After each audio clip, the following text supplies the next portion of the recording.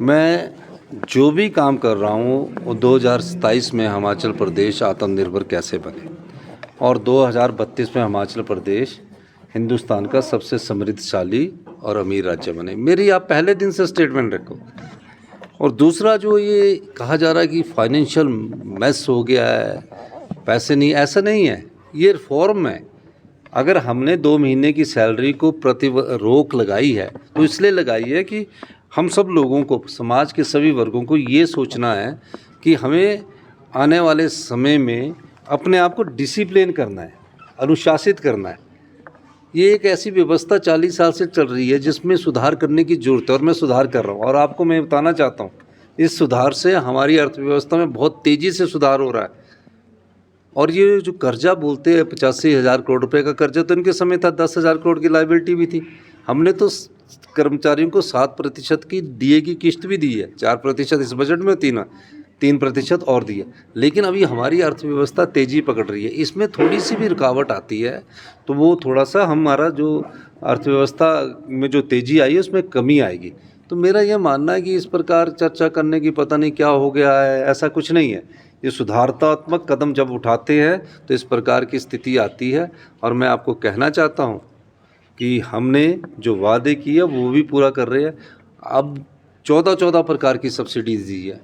अब कई लोगों ने फ़ोन करके बोला कि हम अपनी बिजली की सब्सिडी को छोड़ना चाहते हैं क्योंकि हम 10-10 लाख रुपया इनकम टैक्स देते हैं।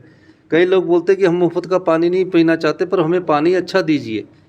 तो उसमें उन्होंने हमको कम से कम 1000 लोगों के मेरे फ़ोन आ रहे हैं हर जगह कि हम छोड़ना चाहते हैं, ये स्टेप अच्छे हैं। तो उस स्थिति को भी हम ठीक कर रहे हैं, फैसले कर रहे हैं और फैसले करके आगे बढ़ रहे हैं। तो इस प्रकार बोलना कि फाइनेंशियल क्राइसिस है, ऐसा कोई बात। देखो, भारत और रशिया अभी से दोस्त नहीं है। जब भी भारत पर विपदा आई, रशिया ने हमेशा भारत का साथ दिया और हमारे साथ कंधे से कंधा मिलाकर खड़े रहे। हमारी और उनकी एक संस्कृति एक जैसी है, विचारों की सोच एक जैसी है। और हम जब हम विकसित हो रहे हैं धीरे धीरे, उसमें हमारे रशिया का भी बहुत बड़ा योगदान है। विकास में हमें सहयोग करते हैं। तो हमारी दोस्ती सदियों पुरानी है। और उस सदियों पुरानी का एक उदाहरण 1928 में जब प्री इंडिपेंडेंस के समय उनका ये प्यार ही था जो यहाँ हिमाचल खींच कर लाया। यही मैं कहना चाहता हूँ। और इस जो रोरिक ट्रस्ट है, इसको हम और स्ट्रेंथनिंग करेंगे। इसमें जो कुछ हो सकता होगा उसको हम करने की सरकार की तरफ से भरपूर सहयोग करेंगे। धन्यवाद।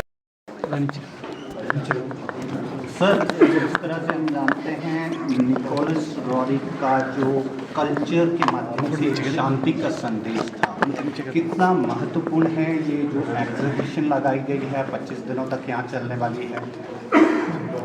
निकोलस रोरिक जो थे वो प्री इंडिपेंडेंस हिमाचल प्रदेश में आए, देश में आए। 1928 में वो नगर में अपने आप को उन्होंने अपनी रिहाइश को बनाया। उनका जो अटूट प्रेम था, वो जो इंडियन कल्चर है, हिंदू संस्कृति है, उस संस्कृति के प्रति था। वो एक राइटर थे, पेंटर थे। और जितने भी सेंट्रल एशिया की देश थे, उन सब जगह जाने के बाद जब यातायात के इतने बड़े साधन नहीं हुआ करते थे, आप देखिए उनकी लगनशीलता देखिए कि सारी जगह गए वो। और अपनी पेंटिंग से उन्होंने हिमालय का व्याख्यान किया। किस तरह से वो उस समय आए 1928 में मनाली में, किन रास्तों से, खच्चरों से, घोड़ों से होते हुए आए। रशिया से चले, एक संपन्न परिवार से थे। फादर उनके एडवोकेट्स, वकील थे। माता एक व्यापारिक फैमिली परिवार से थी। निकले, उनके बच्चों ने यहाँ इंडिया में शादी की। फेमस हीरोइन देविका रानी जी से उनकी बेटे की उनकी मैरिज हुई।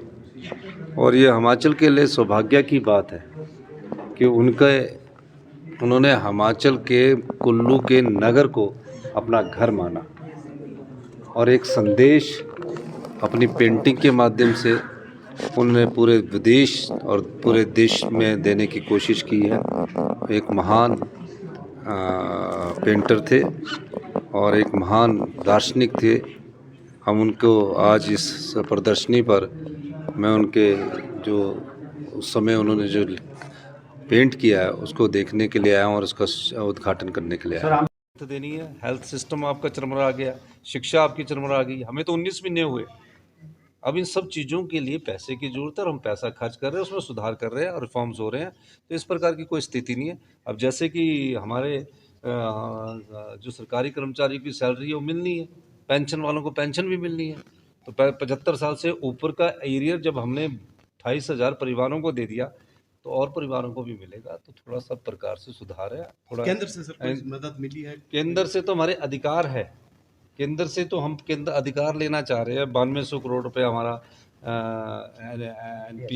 एनपीएस का है और 9300 करोड़ रुपया हमारा पीडीएनए का जो मिलना है कब देते हैं, और 4300 करोड़ रुपया हमारा बीबीएमबी से शेयर है जो कि सुप्रीम कोर्ट ने कहा कि हिमाचल प्रदेश को दो।